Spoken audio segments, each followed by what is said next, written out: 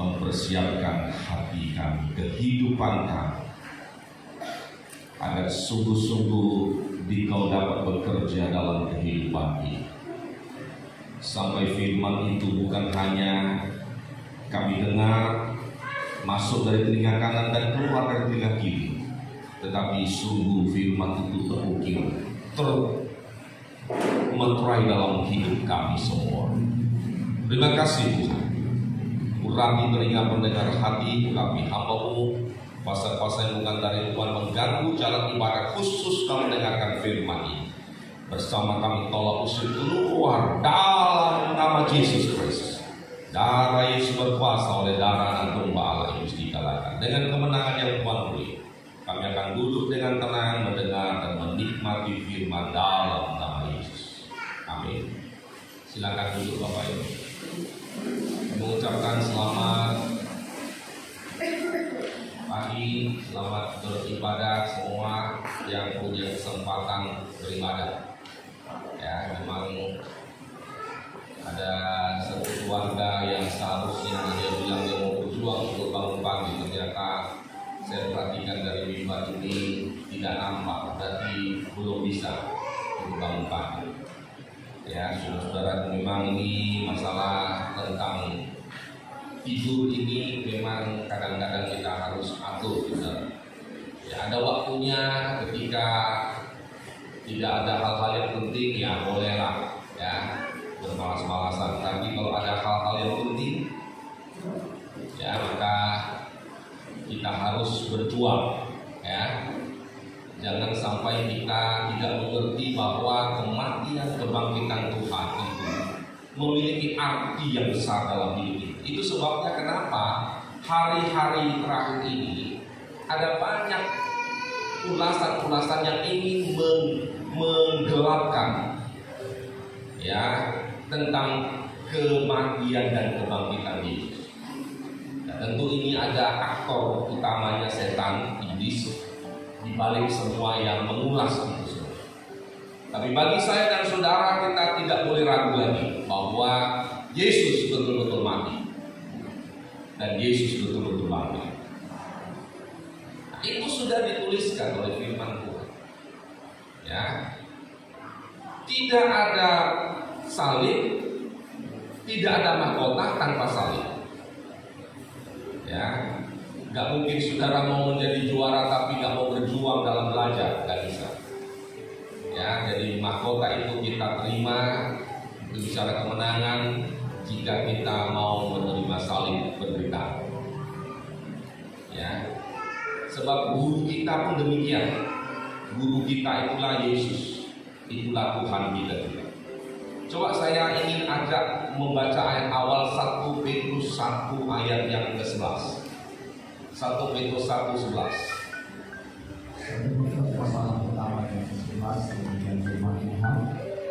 Dan mereka meneliti saat mana dan yang bagaimana yang dimaksudkan oleh Roh Kristus yang ada di dalam mereka, yaitu Roh yang semuanya memberi kesaksian tentang segala penderitaan. Dengar saudaraku, Roh yang sebelumnya memberi kesaksian tentang segala penderitaan yang akan menimpa Kristus dan tentang segala kemuliaan yang menyusul sesudah itu. Nah, jadi kemuliaan itu menyusul sesudah penderitaan.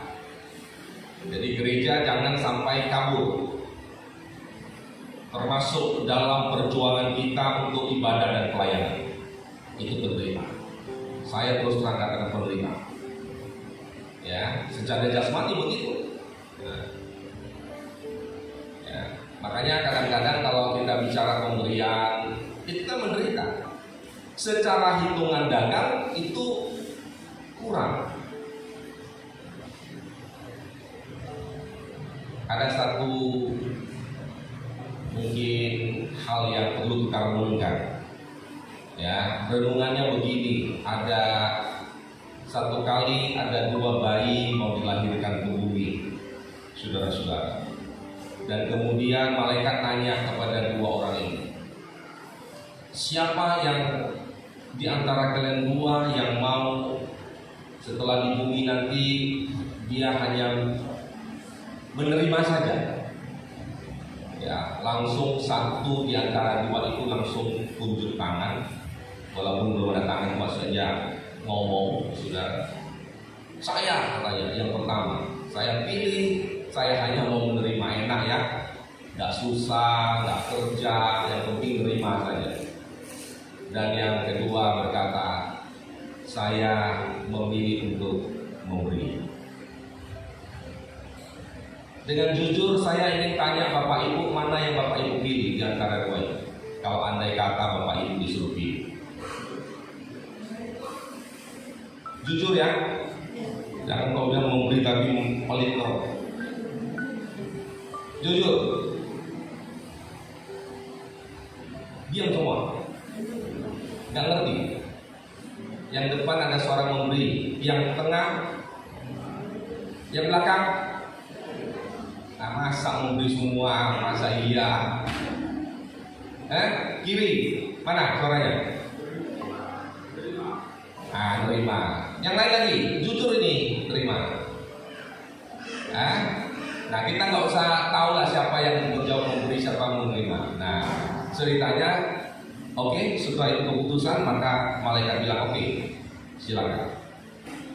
Lahirlah kedua bayi ini dan setelah besar, yang hanya menerima berkata, aduh, gak enak juga hidup ini ya, karena dia menjadi pengemis,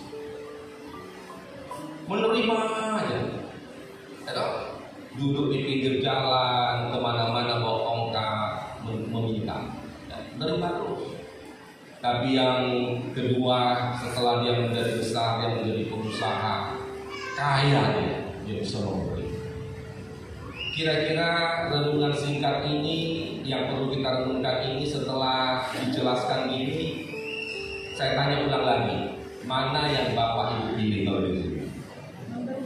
Pasti memberi toh? Nah, yang nggak ada suara mungkin bingung-bingung apa yang firman. Ayatnya di mana? Nggak ada ayat yang saya jelaskan tadi. Cuma ini sekedar renungan. Tak ada, ya.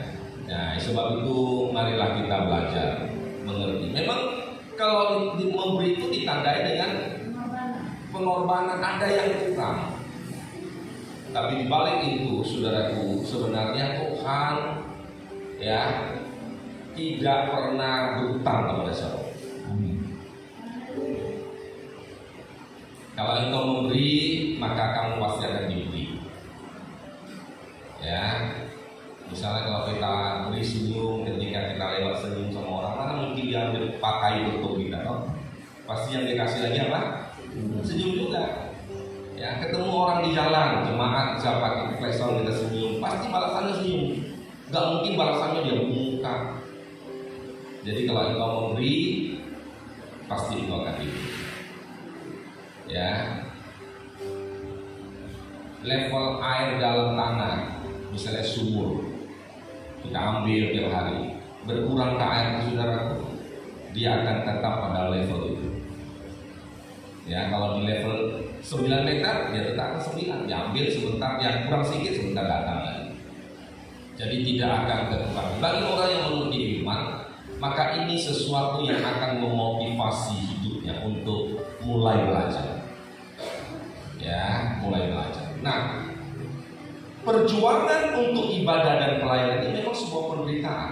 Tapi ingat baik-baik apa kata Roh yang sebelumnya memberi kesaksian tentang segala penderitaan yang akan menimpa Kristus.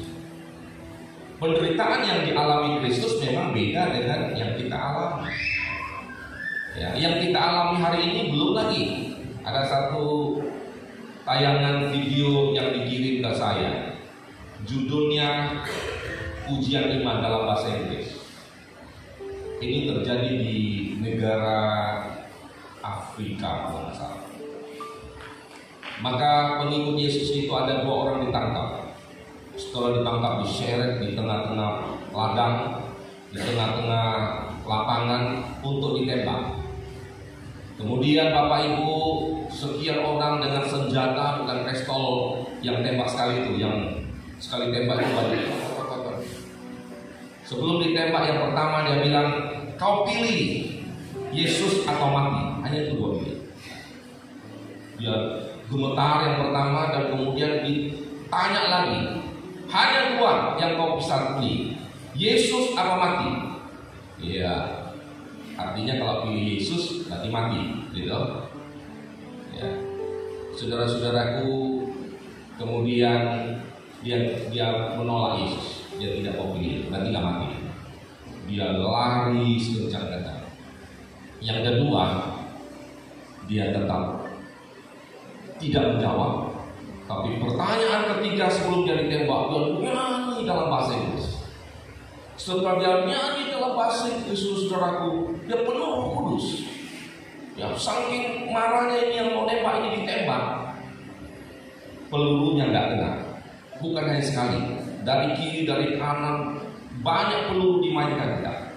Akhirnya yang menembak ini menyuruh dia berhenti dan dia nggak akan bertobat sampai dibaptis yang menembak.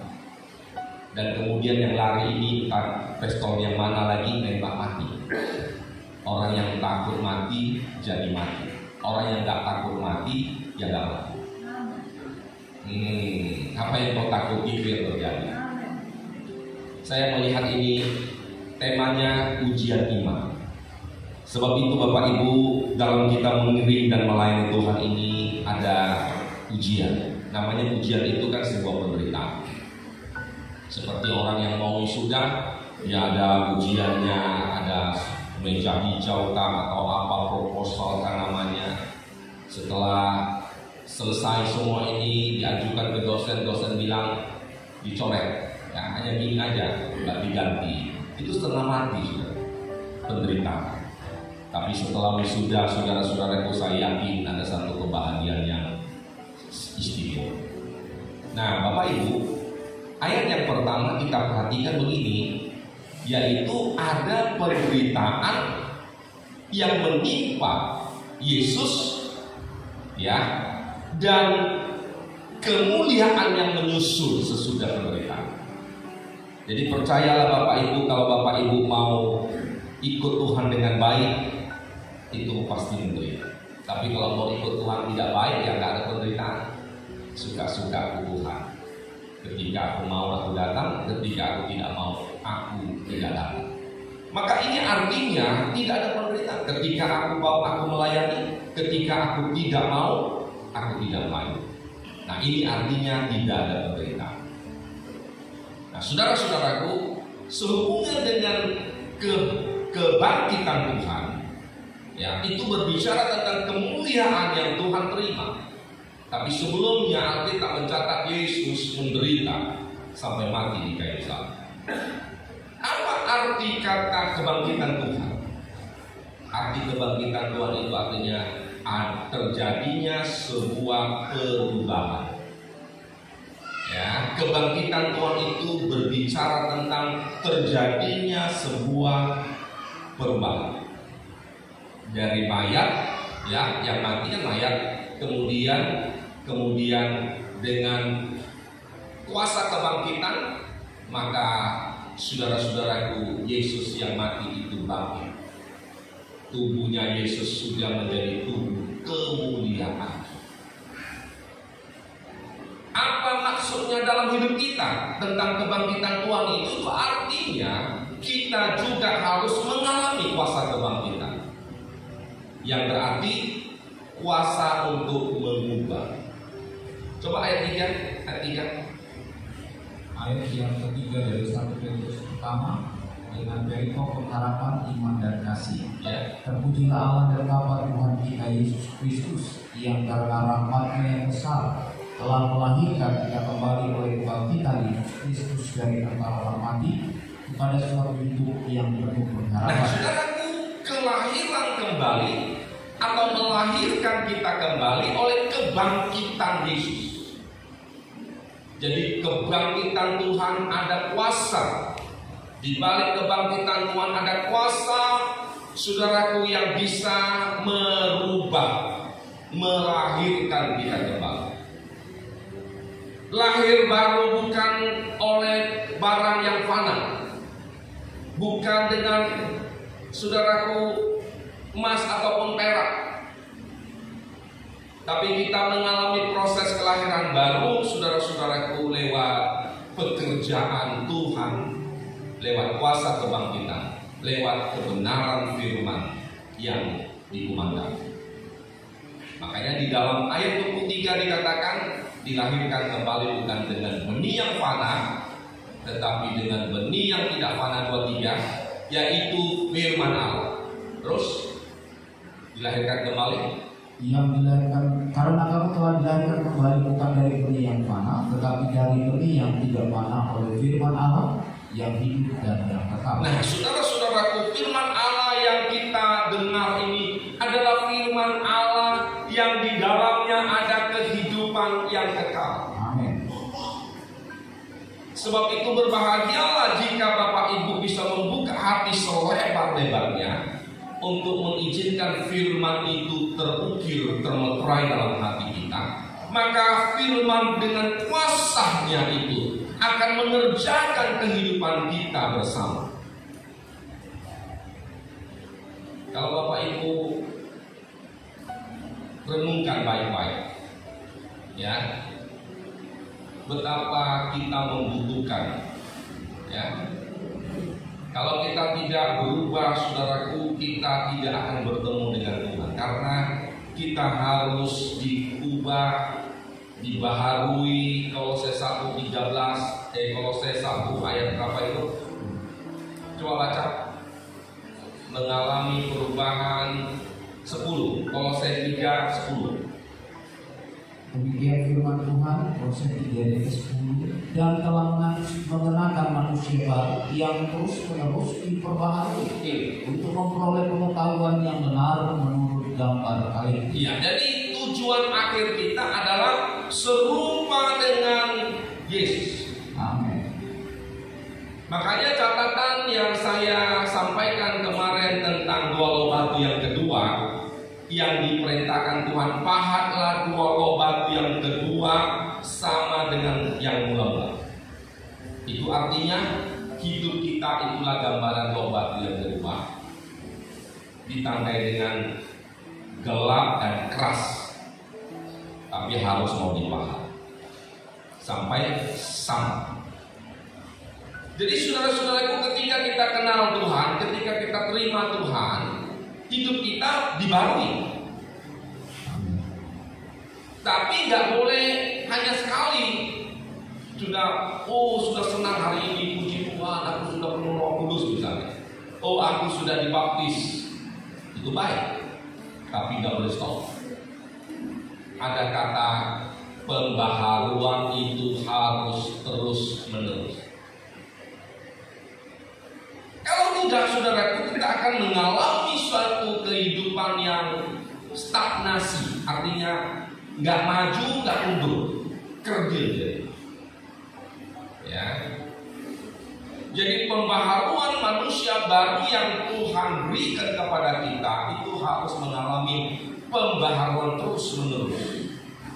Ya, sampai pada puncaknya, saudara-saudara, kita memperoleh pengetahuan yang benar menurut gambar Allah.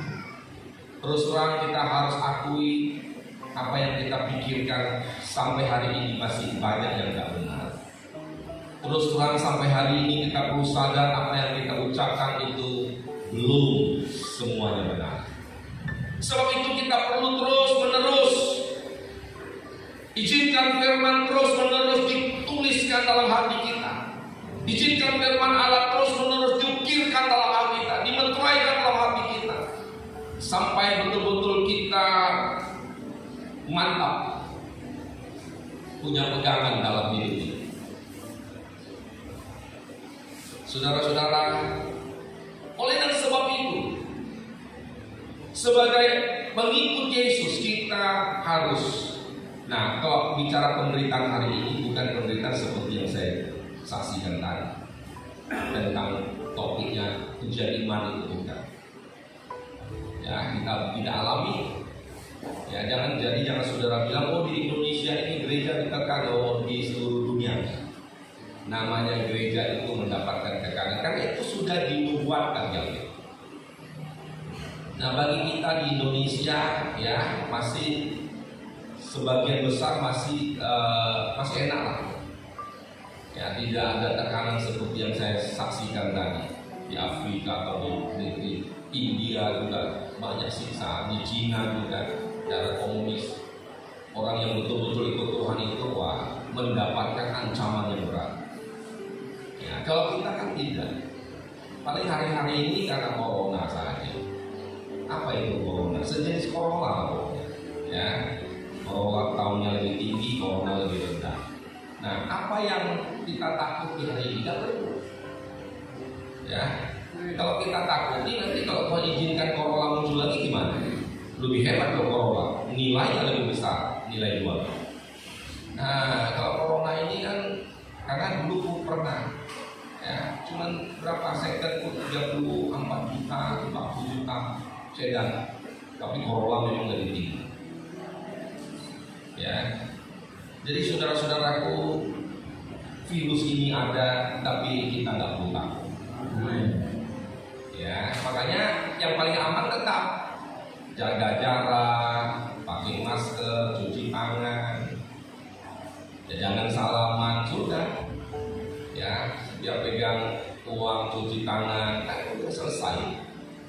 Ya, karena dari mana penularan kita jaga.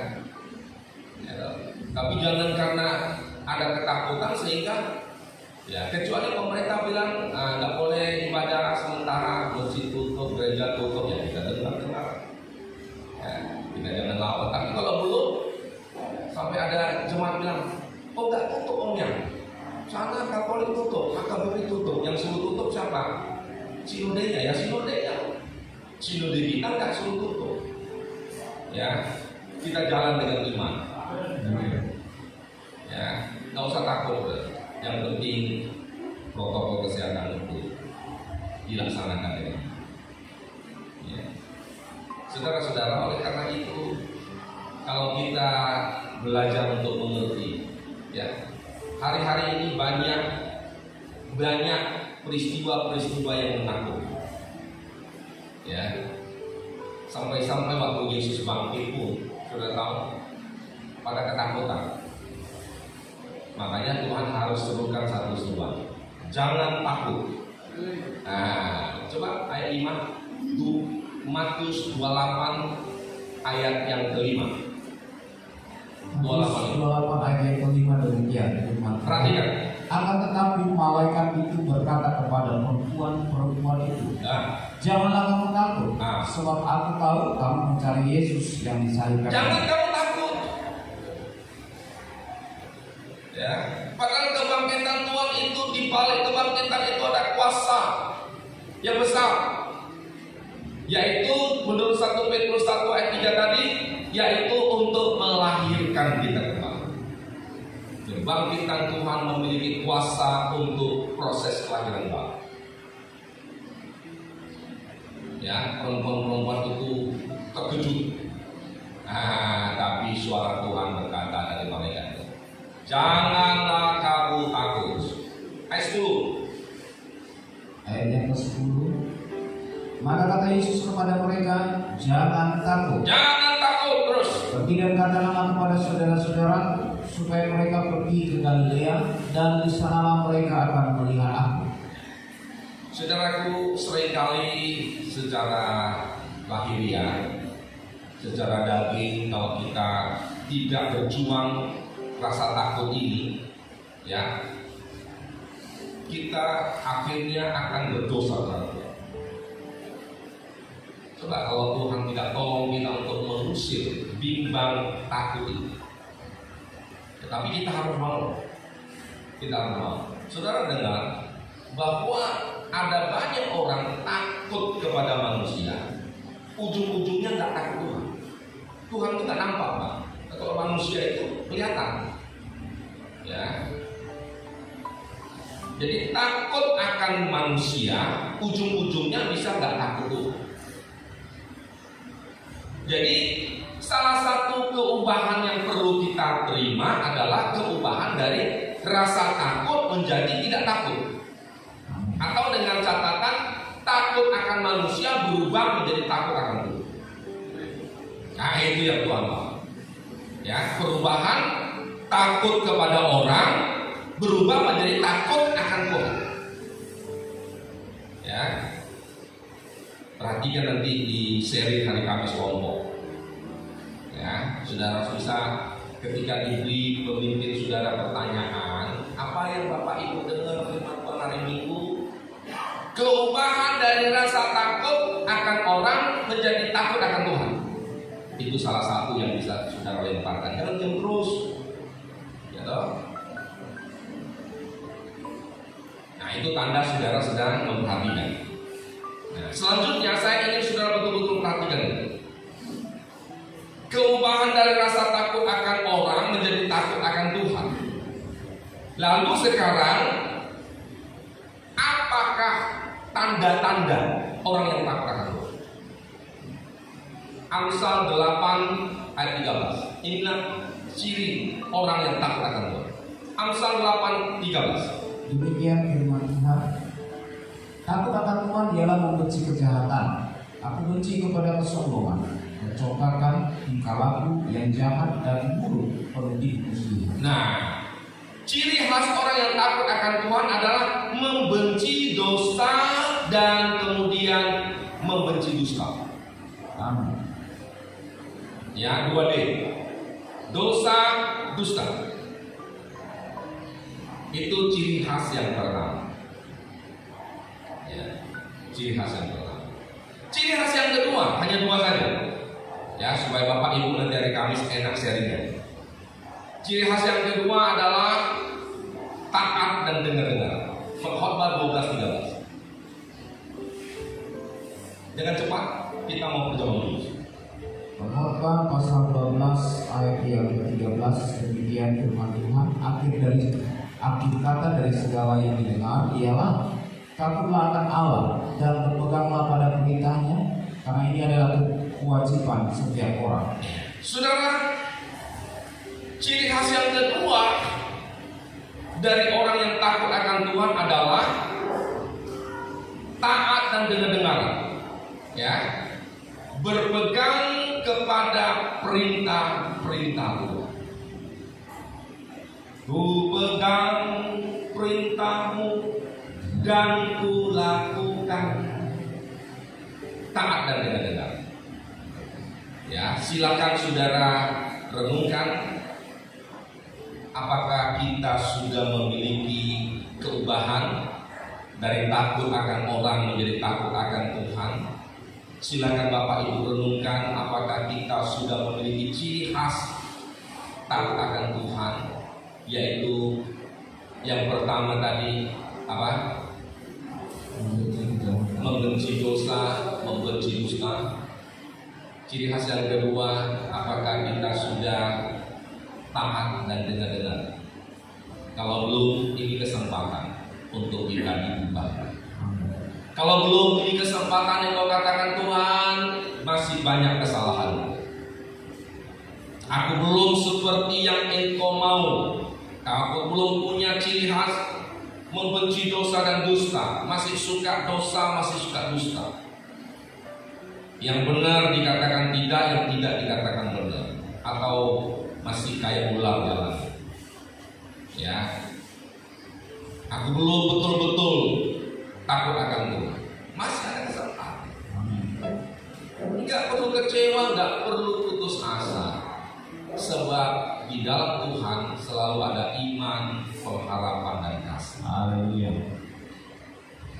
Sebab itu Bapak Ibu, marilah kita dengan segenap hati ikutilah Tuhan.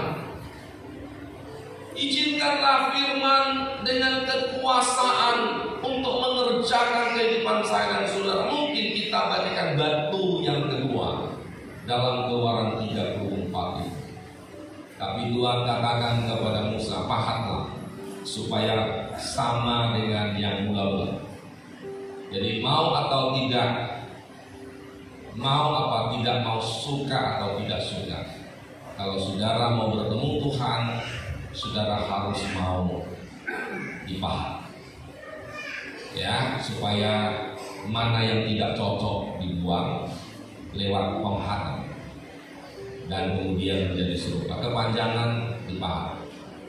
Ya, Kalau kependekan, izinkan dia terus berkembang sampai menjadi sama. Ya. Kalau belum memiliki ciri khas takut akan Tuhan, kesempatan izinkan firman terus berkarya menolong kita. Dan kalau kita sudah memiliki, saudara-saudaraku, ciri khas takut akan Tuhan, ya, yaitu membenci dosa dan dusta, taat dan dengar-dengaran, itu hasilnya luar biasa. Ya, hasilnya kita akan selamat dari zaman antikris yang sangat dahsyat. Ya, kita akan menerima hikmat, dan olehnya kita bisa selamat dari ancaman antikris. Kalau antikris kan salah satu penguasaannya itu di bidang ekonomi, di bidang duit. Makanya hari-hari ini kalau jemaat tidak bisa mengerti tentang apa arti, ya, pengorbanan, saudara-saudaraku, kita pasti akan diikat oleh. Mungkin kita berkata, oh ini 666 kita tolak, tapi rohnya itu, ya, angka itu bukan sekedar angka huruf, tapi ada ilahnya, ada keberhalaan di balik itu. Makanya orang yang masih terikat, saudara-saudaraku, dengan uang itu sama dengan kejahatan. Ya, dalam Alkitab dijelaskan tentang dosa akhir zaman itu soal kenajisan dan kejahatan. Ya, kenajisan itu bicara perbuatan, kejahatan itu berbicara sikap hati. Ya.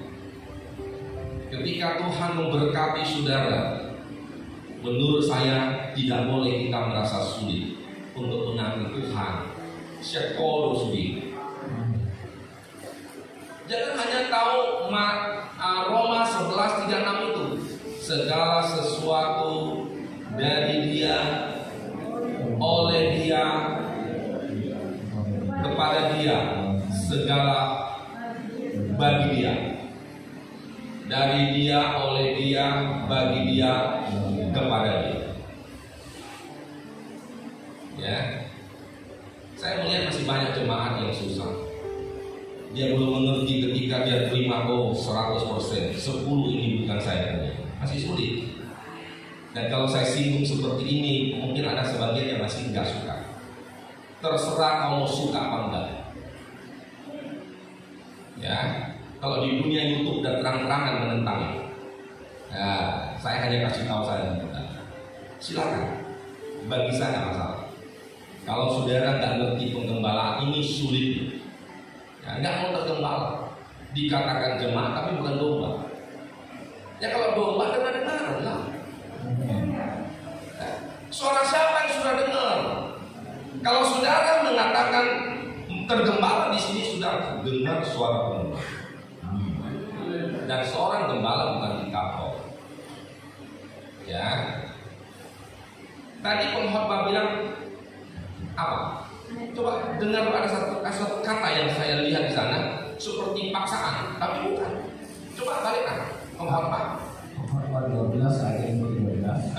Akhir kata dari segala yang didengar ialah takutlah Allah dan berpeganglah pada perintah-perintah. Ini kalimatnya. Karena ini adalah kewajiban setiap orang. Apa arti kewajiban? Harus. Nah, kewajiban harus. Mau cari dalam kamus bahasa Indonesia yang mana aja, itu harus. Jadi kalau engkau terima 100%, 10% itu harus kau balik ke Tuhan. Gak ada suara, silakan, gak masalah bagi saya.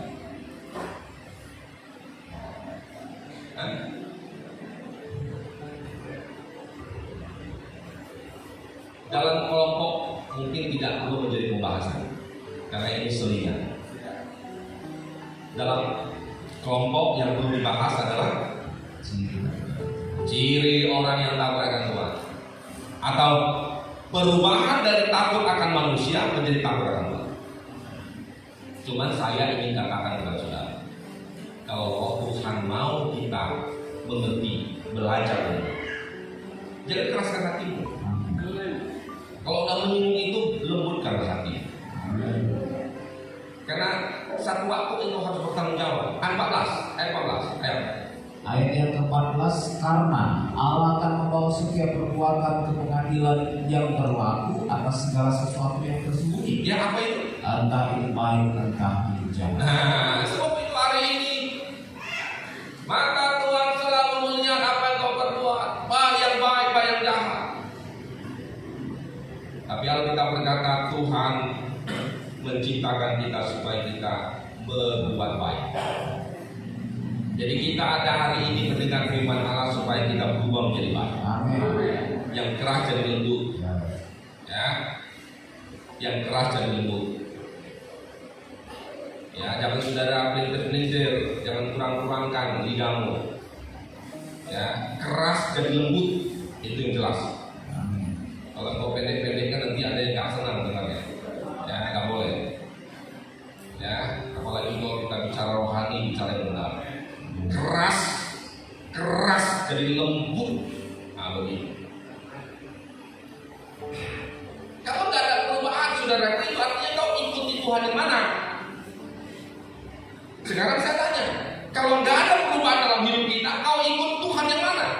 Berarti Tuhan yang mati, yang nggak bangkit. Itulah si Dagon. Berhadapan dengan tabung aja, kalah.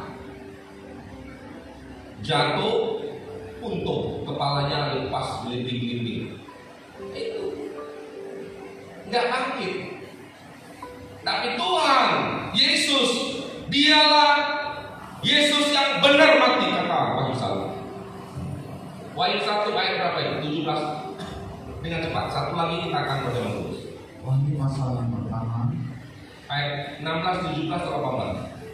Ayat yang ke-18. 18. Dan yang hidup, aku telah mati, namun lihatlah, aku hidup sampai selama-lamanya, dan aku memegang segala kunci maut dan kerajaan maut. Di tangan Tuhan ada kunci. Amin. Setan pernah merampok lewat menipu Adam dan Hawa. Tapi lewat kematian dan kebangkitan Tuhan, Tuhan sudah ambil. Di tanganku, aku hidup sampai selama dan aku sudah memegang, ya, segala kunci maut dan kerajaan maut. Aku mati, jadi kematian dan kebangkitan Tuhan itu artinya semua sudah berubah.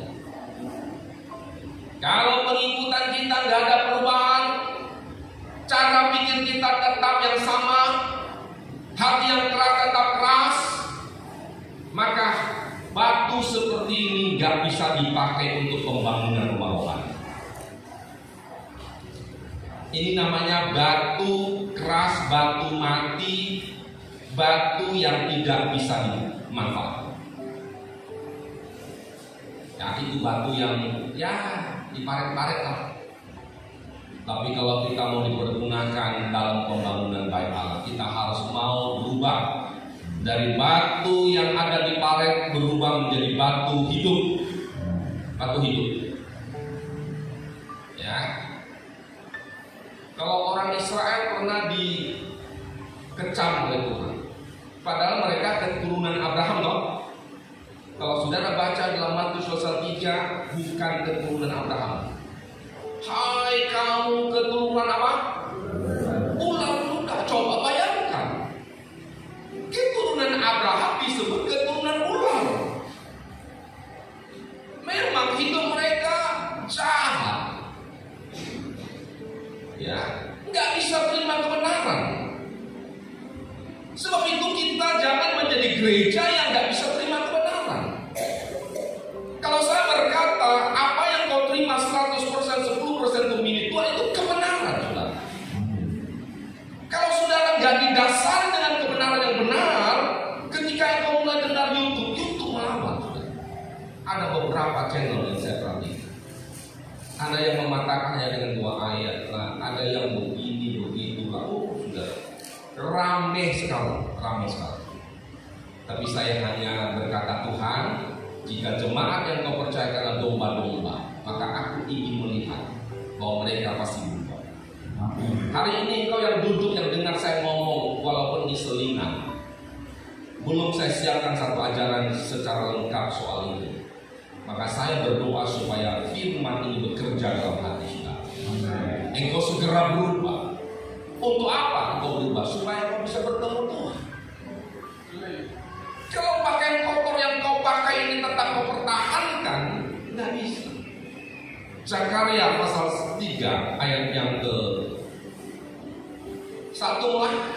Demikian firman Tuhan dengan perikop penglihatan keempat imam besar Yosua. Ya, terus kemudian ia memperlihatkan kepadaku imam besar Yosua berdiri di hadapan malaikat Tuhan, sedang iblis berdiri di sebelah kanannya untuk mendakwa dia. Di dalam setiap kehidupan manusia ada malaikat, ada setan. Terus lalu berkatalah malaikat Tuhan kepada iblis itu, Tuhan kiranya menghati engkau, hai iblis. Tuhan yang memilih Yerusalem kiranya menghati engkau. Bukankah dia ini puntung yang telah ditarik dari api? Ya, imam besar Yosua pernah berdosa. Hidup dalam dosa itu bagaikan berada dalam lautan api, bukan neraka. Ya. Tetapi dalam kehidupan itu sampai tersisa hidupnya.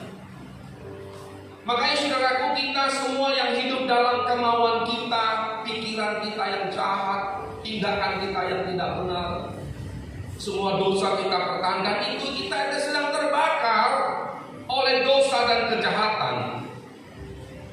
Sampai kita tersisa bagaikan puntung. Jadi hari ini saya ingin menyatakan secara resmi, saudara yang hidup masih di luar rencana Tuhan, engkau sudah menjadi puntung di mata Tuhan.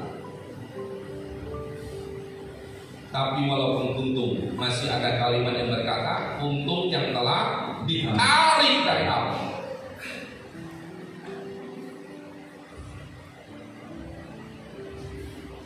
Ayat 3. Adapun Yosua mengenakan pakaian yang kotor waktu ia berdiri di hadapan malaikat itu. Ya, saudara lihat, dalam kondisi puntung memang pakaiannya sudah jelas kotor. Tapi jangan kita pertahankan.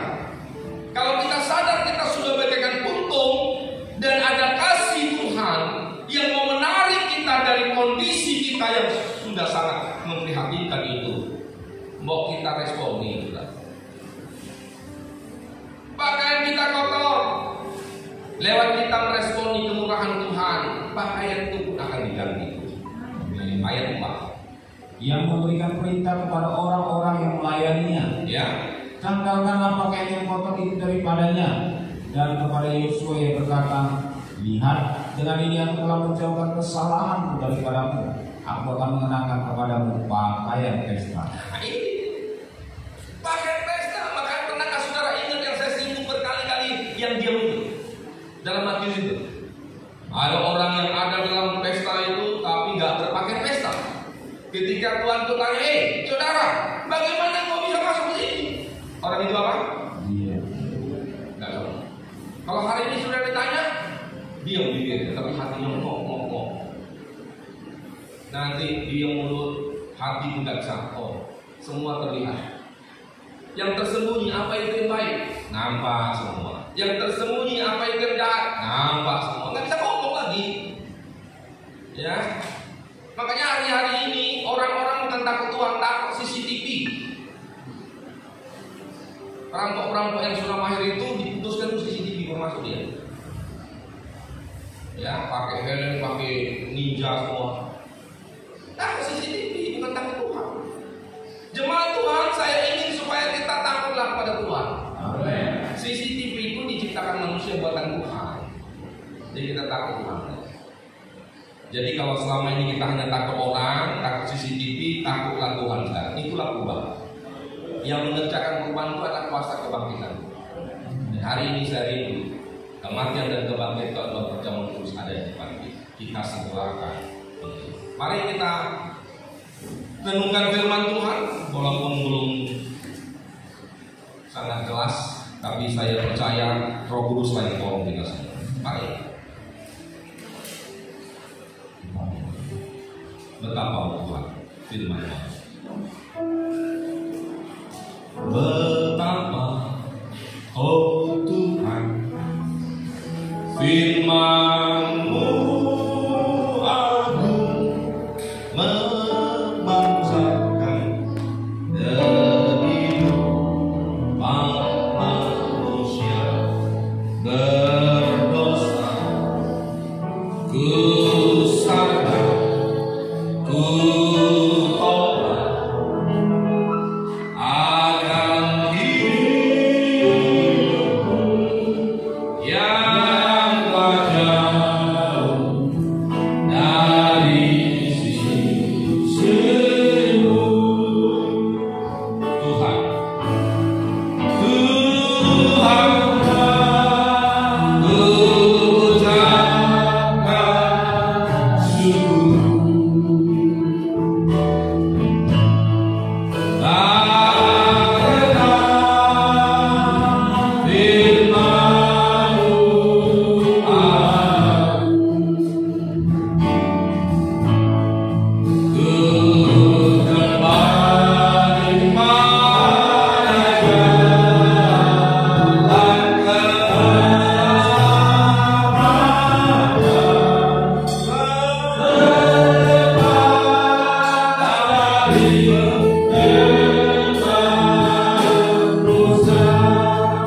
Saudara, kita berdoa bersama. Tuhan Yesus, tolong pada kesempatan ini kami mau menerima tubuh dan darah dan perjamuan kudus. Ampuni semua kekurangan kesalahan kami, mulai dari para pelayan Tuhan. Jika masih kakak kehidupan yang tidak menjadi teladan di luar sana, Tuhan ampunilah kami, dan kemudian biarlah Engkau tolong kami supaya kami terdidik dalam seluruh kebenaran. Demikian juga seluruh jemaat akan menerima tubuh dan darah. Tuhan tolong kami supaya kami layak, supaya kami betul-betul makan dan hidup dengan cara yang benar, yaitu mengaku bahwa roti itulah tubuh, anggur itulah darah Tuhan Yesus. Di dalam nama Tuhan Yesus kami terima tubuh dan darah. Betapa oh Tuhan, firman-Mu agung, memancarkan kehidupan manusia berdosa. Ku sadar, ku tobat akan hidupku yang telah jauh dari sisimu. Tuhan, ku ucapkan syukur.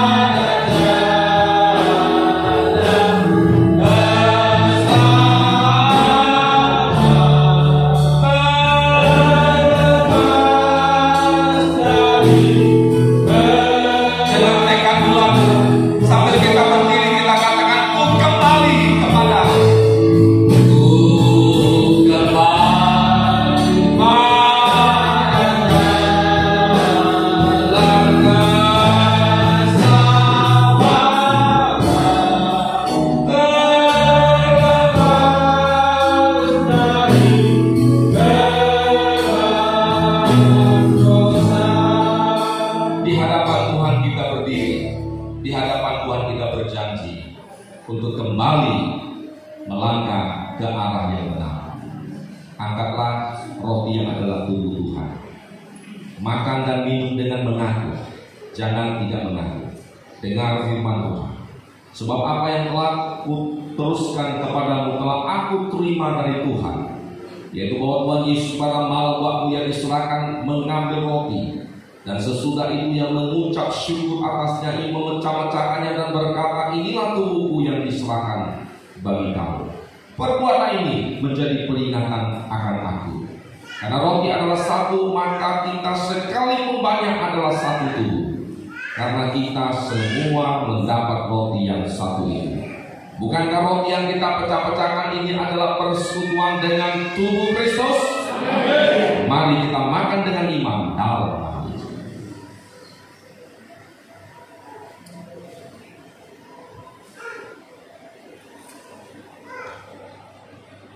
Haleluya. Angkat cawan. Demikian juga yang mengambil cawan sesudah makan lalu berkata, cawan inilah perjanjian baru yang dimeteraikan oleh darahku. Perbuatlah ini setiap kali kamu meminumnya menjadi peringatan akan aku. Bukankah cawan pengucapan syukur yang atasnya kita ucapkan syukur ini adalah persekutuan dengan darah Kristus? Amin. Mari kita minum dengan percaya dalam nama Yesus. Haleluya.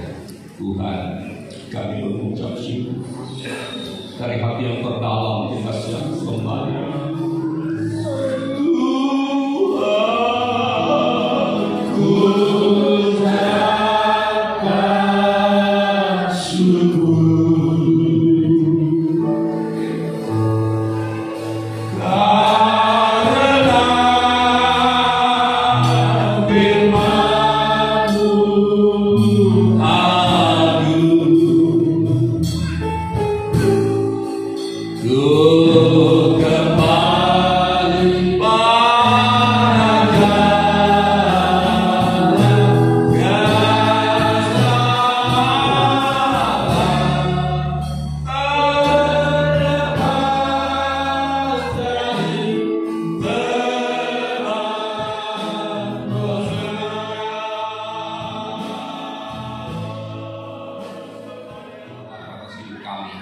Karena Engkau masih memberikan kami umur panjang, kekuatan, kesehatan, sehingga kami boleh memenuhi kewajiban kami. Karena ibadah ini suatu kewajiban bagi kami, untuk kami terus mengalami pertumbuhan dalam Engkau. Terima kasih buat ibadah sepanjang minggu. Tuhan juga tolong, biarlah Engkau memberkati kami semua, beri kekuatan, kesehatan, umur panjang, dan memberi kesempatan kepada kami. Terima kasih.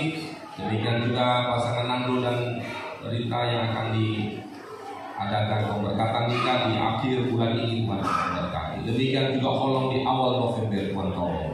Terpujilah Engkau Tuhan. Terima kasih Tuhan. Kemudian hormat hanya bagi Tuhan. Sebentar kami akan pulang serta perjalanan kami tibakan di rumah dengan selamat. Di dalam nama Tuhan Yesus kami mohon supaya Engkau turunkan tangan dan berkati semua kami dalam nama Yesus. Kami arahkan hati pikiran terima berkat sorga, kasih karunia Tuhan Yesus, cinta kasih Allah Bapa, kuat kuasa persekutuan Roh Kudus memberkati, menyertai, membela, memelihara kita semua hari ini sampai Tuhan Yesus datang kembali. Dalam nama Tuhan Yesus kami sudah berdoa dan bersyukur. Haleluya. Yang percaya berkata amin. Selamat pagi, Tuhan berkati. Shalom.